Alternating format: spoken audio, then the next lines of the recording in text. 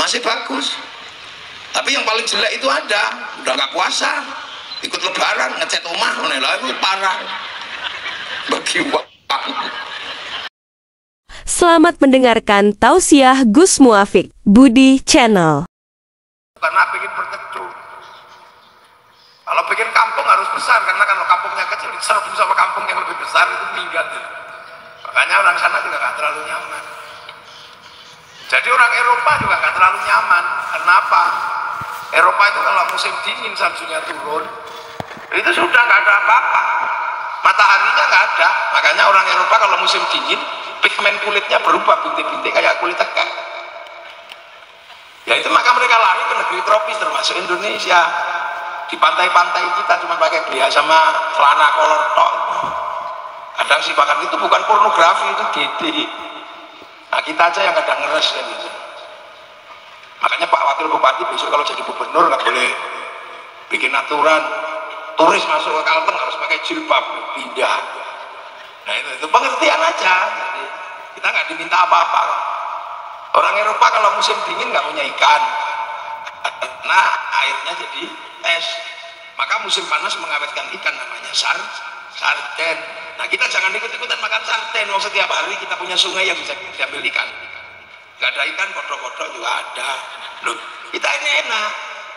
Orang Eropa kalau musim dingin dia harus makan daging yang banyak, makanya daging diawetkan. Susu dikeraskan namanya keju, susu dibusukkan namanya. Nah itu dimakan di musim dingin. Lah kita seumur-umur makan kubis hidup. Lah ya kan enak kita ya. Orang Eropa kalau musim dingin harus punya pemanas. Musim panas punya pendingin, kalau enggak mati. Makanya turbin listrik mati. Untuk kebutuhan itu dia harus ngambil batu bara, ngambil minyak dari Indonesia, batu baranya, minyaknya dari Arab. Karena musim dingin pakai pemanas, musim panas pakai pendingin, namanya air condition. Kita nggak pakai itu hidup, karena kita nggak panas nggak dingin. Teknologinya cukup sarung. Ya kalau kepanasan kebut-kebut sarung, kedinginan kemulan sarung. Lah kita itu. Dan kita jadi orang Indonesia ini. Orang Eropa kalau musim dingin nggak punya daun, seluruh daun itu rontok di musim gugur. Semua rontok. Yang nggak rontok cuma satu, apa? Daun cemara. Makanya teman-teman Nasrani kalau hari Natal pakai daun cemara, karena cuma daun itu aja yang nggak rontok. Makanya nggak usah emosi. Jangan tanam cemara di depan masjid kami. Itu pohon Kristen. Semenjak kapan pohon punya agama? Ya kan gitu, mulai ngerti-ngerti gitu aja. Udah kan gitu. Nah, orang Cina, kenapa tembem-tembem sipit itu tadi mataharinya keluar, saljunya turun, ya siro.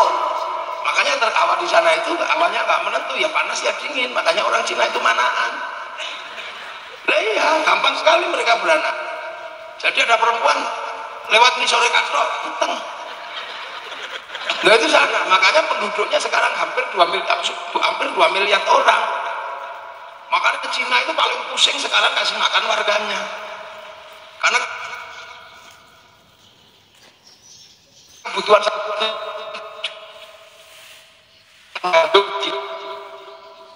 mie panjang-panjang, mangkoknya kecil, awet.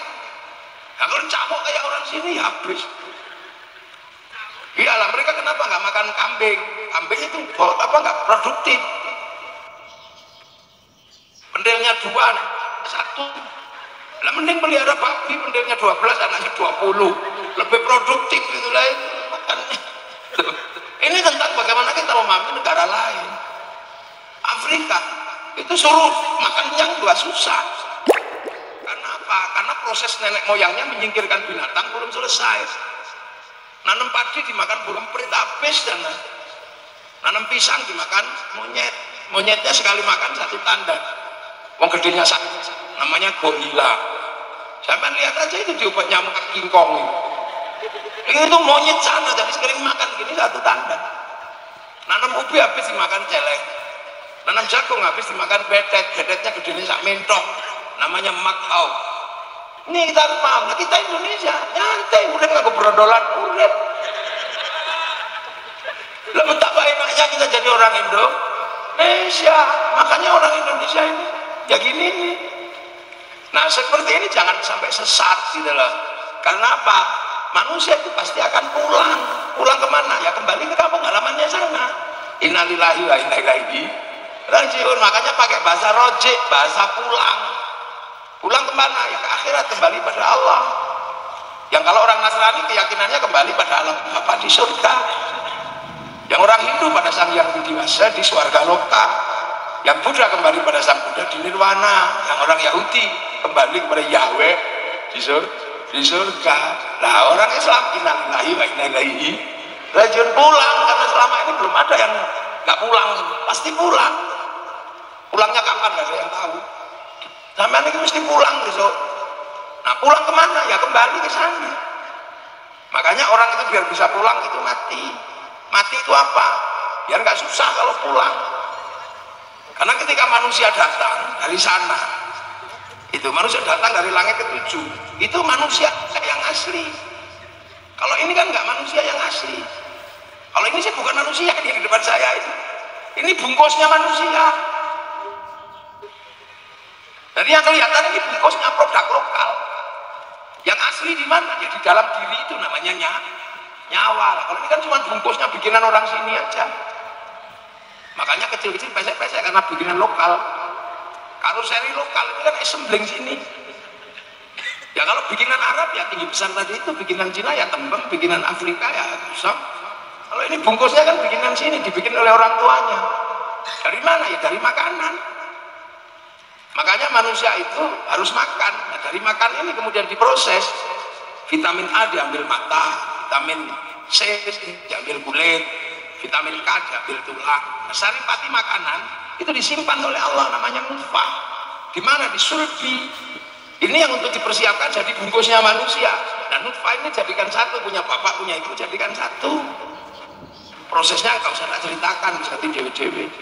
Agar lampu pateni ya nyampur, nyampur, nanti setelah dicampur 3 bulan 4 bulan jadi segumpal darah, segumpal daging. Nah, ketika jadi segumpal daging, kan syukur roh itu ditaruh ke dalam daging itu. Akhirnya dagingnya gede, dikasih tulang, ikat pakai otot, bungkus kulit, tumbuhi rambut 9 bulan keluar.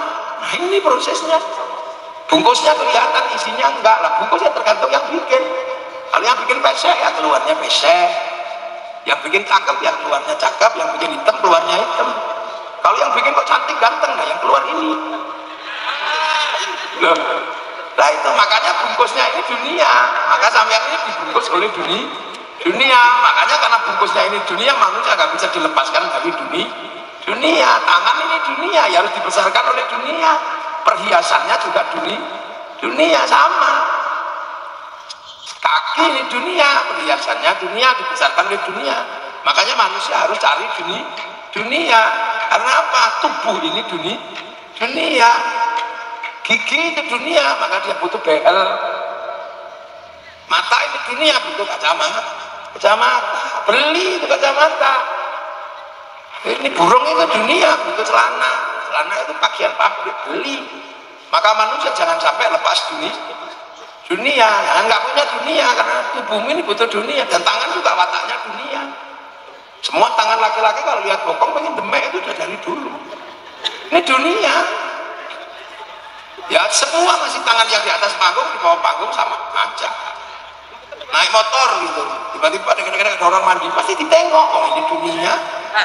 Kalau yang mandi nenek-nenek ya bablas, kalau yang mandi masih muda balik lagi muter, nggak baik. Semua manusia sama urusan dunia jasadnya. Yang bedakan cuma remnya tok. Kalau kiai itu kan remnya cakram. Jadi ketika mau bablas di rem depan belakang mandek.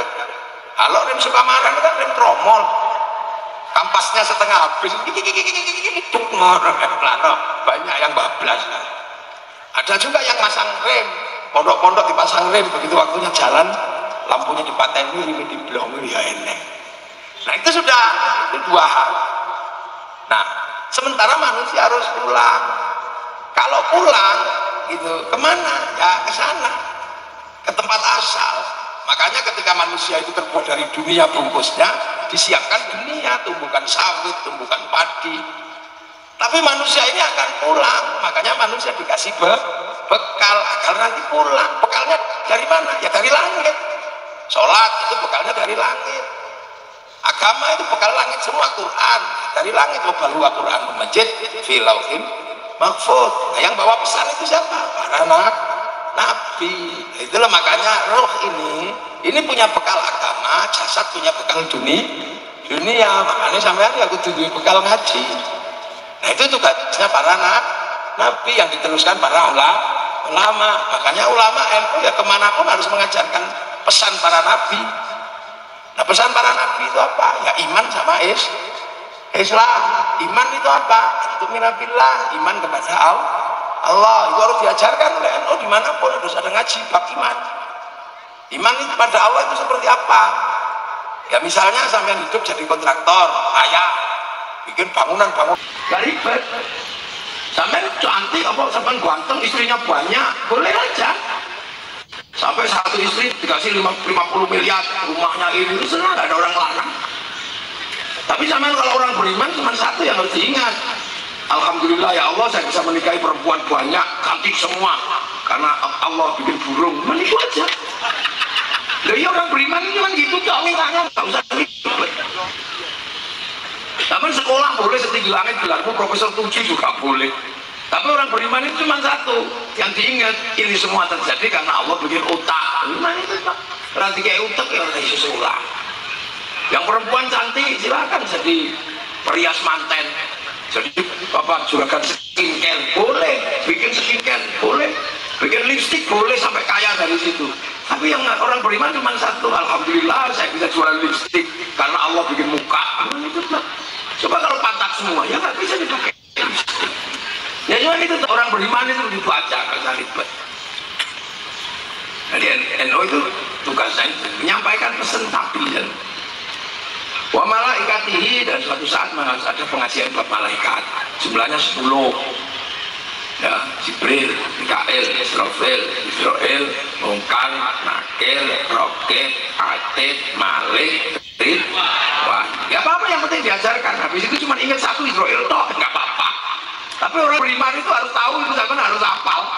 Walaupun nggak 10, ingat satu juga udah boleh. Waktu itu dan NU makanya punya lembaga pendidikan jaring kitab Allah, Al-Quran. Nah, mau diajarkan semua ya nggak apa-apa, 30 juz itu paketan grosir. Tapi kalau sampai 30 juz kok kepanjangan ya paketan eceran Yasin, namanya Yasinan.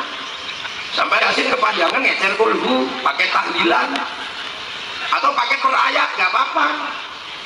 Yang istrinya cerewet paketannya kumpuk mengunjung kaulah mujiun. Yang tukang kelahi ngambil paket tidak patos turun siapa.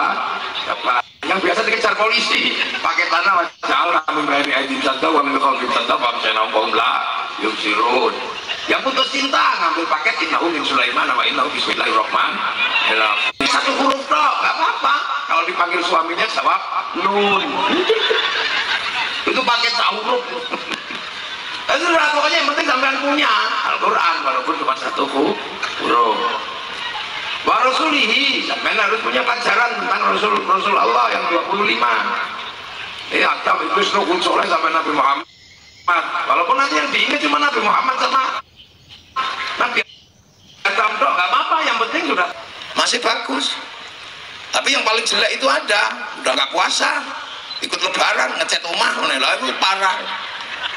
Bagi uang. Ya, watahu jalbaiti manistato ilai sabila, diajarkan bagaimana menjalankan ibadah haji. Nah itu pokok. Untuk apa? Untuk bekal kembali ke sana. Itu. Karena kalau kembali ke sana, yang kembali nanti itu ruhnya. Kalau sekalian jasadnya kembali ke sana, masalah. Jasad ini kena aspal aja, genjut. Apalagi kalau menembus atmosfer, ya protol. Daripada protol sakit semua, ya dilepas saja, ruhnya aja yang balik, jasadnya kembali ke dunia. Gitu aja. Jadi pelajaran itu, pelajaran dasarnya cuma itu. Jadi NU itu harus ngajarin itu. Karena nanti manusia akan pulang. Nah pulang itu bekalnya cuma di situ. Karena nanti di sana itu yang isinya adalah Al-Quran. Maka sampai dikit banyak harus ngerti Quran. Karena nanti di akhirat itu adanya Quran. Di sana adanya sholat, nggak ada orang gaple. Makanya sampai dikit banyak harus ngerti sholat. di sana itu yang ada cuman Allah. Makanya saya harus sampai harus bersaksi tidak ada Tuhan selain Allah. Karena sampai mau ke sana, ke kekuasaan kampungnya Allah di sana. Nah kalau sampai sana sampai ngaji nggak bisa, selawat nggak bisa, lagi yang lain lagi selawatan, lagi zikir, lagi apa, sampai longok ini nggak bisa sampai di sana. Oh ini bukan penduduk sini, ini pasti pendatang haram, dideportasi sampai dibuang ke neraka. Dan tempatmu di sana, wong kamu menepat di sini kok longok gitu. Itu kan sama kalau lagi orang paduan suara, yang lain bisa sampai longok. Wah dia mesti palsu. Itu misalnya yang lagi ya lalal waton kupul waton mesti rakyat ngono deh. Atau di acara Muhammadiyah misalnya lagi menyanyikan lagu Sang Surya telah bersinar, yang satu wah itu mesti orang Muhammadiyah itu turunkan dari panggung gitu kan. Nah di akhirat nanti itu orang ngaji, orang sholat, orang pikir, ya pekerjaan orang surga. Ya walaupun dikit-dikit yang penting bisa kan nunggu yang bismillahirrahmanirrahim. Oh ya ini penduduk sini tahu. Tapi kalau di sana sampai longok nggak pernah latihan di sini, wah ini penduduk palsu ini, dideportasi sampean. Nah itu aja. Jadi anggap aja di sini itu latihan menjadi penduduk surga. Makanya ada yang latihannya serius, ada yang nggak terlalu serius. Ya ada yang sama sekali nggak serius ya ada. Orang suka marah kayak biasa. Sapal kayaknya kan apal.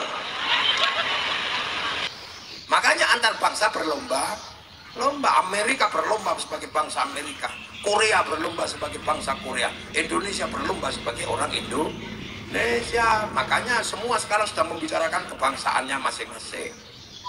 Amerika membicarakan kebangsaannya kepada anak-anak Amerika melalui film Wild West sampai The Last of the Mohicans. Mereka nggak boleh malu kalah dengan Vietnam bikin Rimbo 1 sampai 6. Kalah dengan Cina bikin American Shaolin, American Kung Fu. Kalah dengan Jepang bikin American Ninja, American Samurai. Bahkan samurai terakhir dari Amerika namanya Tom Cruise dalam film The Last Samurai. Orang Cina membahas kebangsaannya nggak ada habisnya, mulai dari Sun Gokong sampai Wong Fei Hung, mulai dari ular putih sampai ular hijau.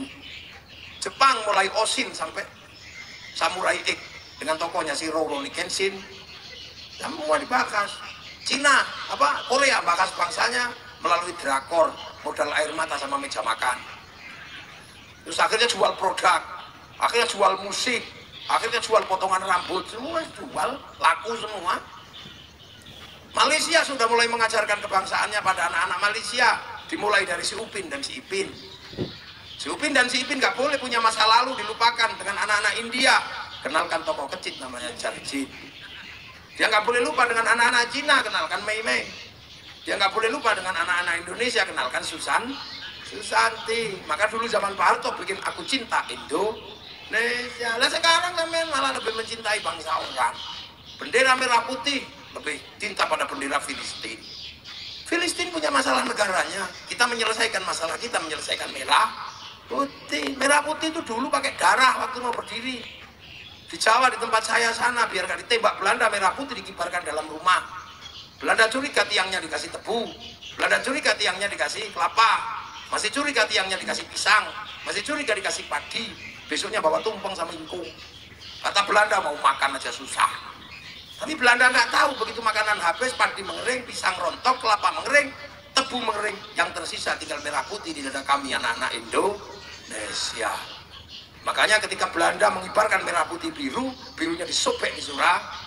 Ya, sampai terjadi perang 10 November. Putih apa pengen punya merah putih dulu minta darah dan nyawa. Sekarang hanya minta ngangkat tangan begini aja, cerewet, yang musyrik, yang bid'ah. Ini mesti zaman perang kakek moyangnya mata-mata Belanda ini. Kita tinggal enaknya, kita udah gak melewati fase itu. Jadi Gajah Mada ya kita gak ikut perang sama Mongolia, udah gak ikut. Ada Belanda datang kita udah gak tahu.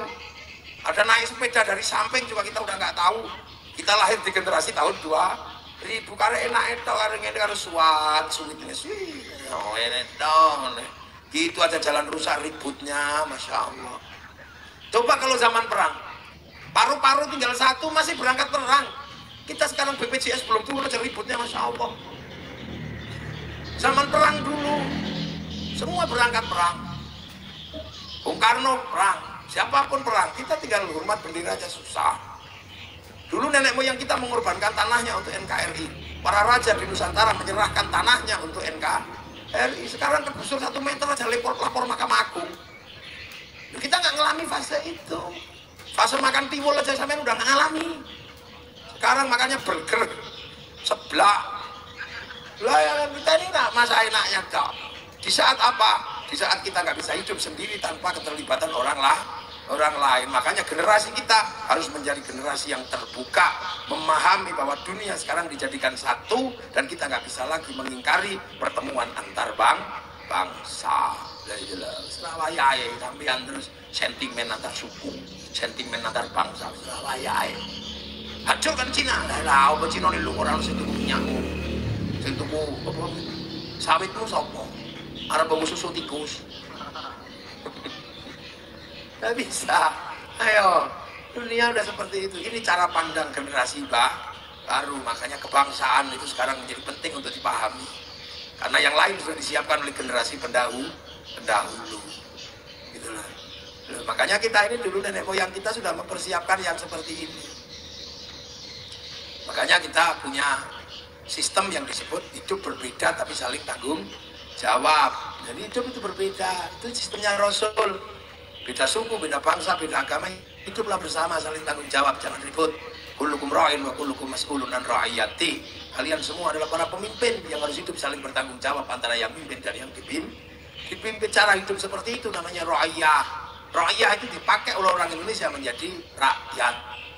Jadi rakyat itu konsep hidup berbeda tapi saling tanggung jawab, konsepnya Rasul. Dan satu-satunya bangsa mayoritas muslim yang bisa pakai konsep ra'iyah untuk warga bangsanya hanya muslim Indonesia. Nggak bisa. Arab kembali ke kerajaan, beberapa negara Arab pakai komunis, kita pakai konsep ra'iyah. Ra'iyah itu beda suku, beda bangsa, beda agama, silakan saling tanggung jawab. Makanya kemudian melebur semua. Yang tadinya raja hamba, kawulo gusti, lebur. Yang tadinya kawulo di Jawa nggak punya hak apa-apa bisa naik menjadi kulo.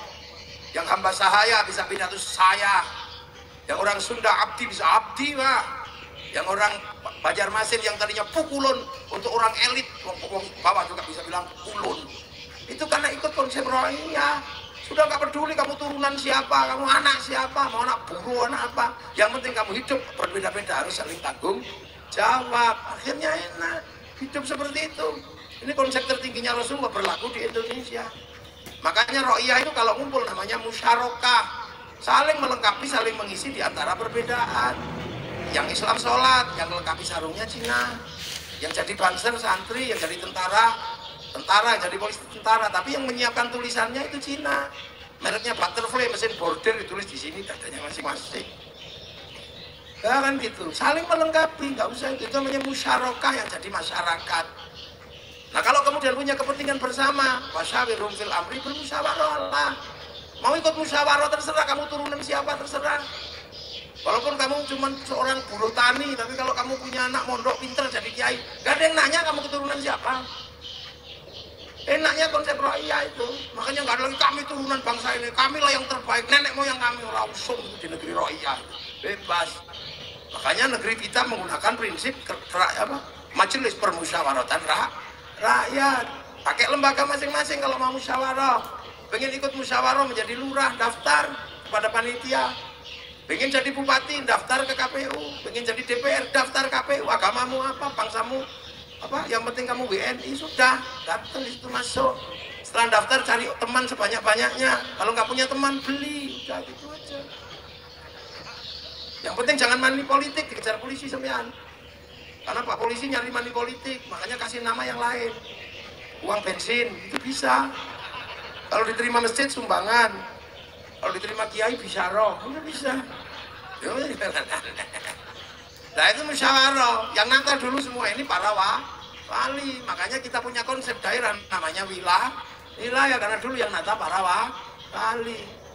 Nah wilayah ini akhirnya jadi NKRI, Negara Kesatuan Republik Indonesia. Arab satu bangsa pecah puluhan negara, Cina satu bangsa pecah puluhan negara, Afrika satu bangsa pecah puluhan negara. Kita puluhan bangsa suku agama mampu bersatu dalam satu Negara Kesatuan Republik Indonesia. Dan makanya agama itu harus jadi pemersatu. Makanya kiai-kiai itu suka bersatu. Agama lambang persatuan. Doa yang tadinya sendiri-sendiri bisa Tangan para kiai jadi alat pemersatu. Yang doa kiainya dok, yang lain amin ha. Amin. Kalau kepanjangan amin, kiainya wis paham. Alhamdulillahirabbil alamin. Tiba-tiba yang ikut banyak berdoa, bawa ke alun-alun suka marah. Di situ namanya istighosah komplit. Akhirnya seluruh rakyat terlibat, yang jual bakso datang, yang jual gorengan datang, yang jual apa aja datang, sampai copet juga datang.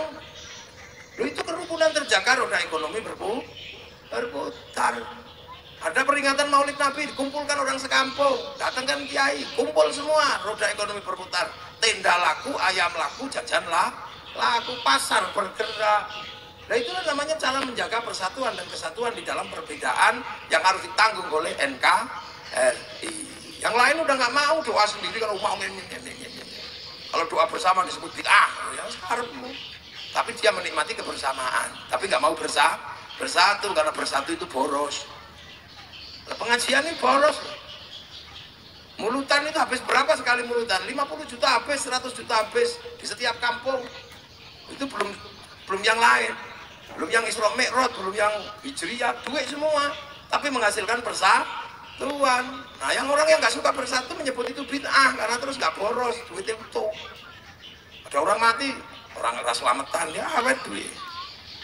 Nah, kalau NU boros tidak apa-apa, tapi bangsa dan negara terjaga. Yang lain mau. Nah, ini yang penting yang harus kita pahami, bahwa hidup di zaman sekarang tidak bisa lagi pisah antara satu dan yang lain. Maka nalar terbesar yang harus kita gunakan adalah nalar bersama, hidup saling bertanggung jawab, berbeda-beda tetapi tetap satu tujuan, negara kesatuan Republik Indonesia. Amma ba'du. Jadi baru mukaddimah saya. Belum mulai, kiai itu kalau mukaddimah selesai kan amma. Tadi sudah sama batu belum? Belum, makanya ya udah kan baru sama batu. Ya sesuk meneh. Ya Al-Fatihah. Bismillahirrahmanirrahim. Alhamdulillahirabbil alamin. Naimin.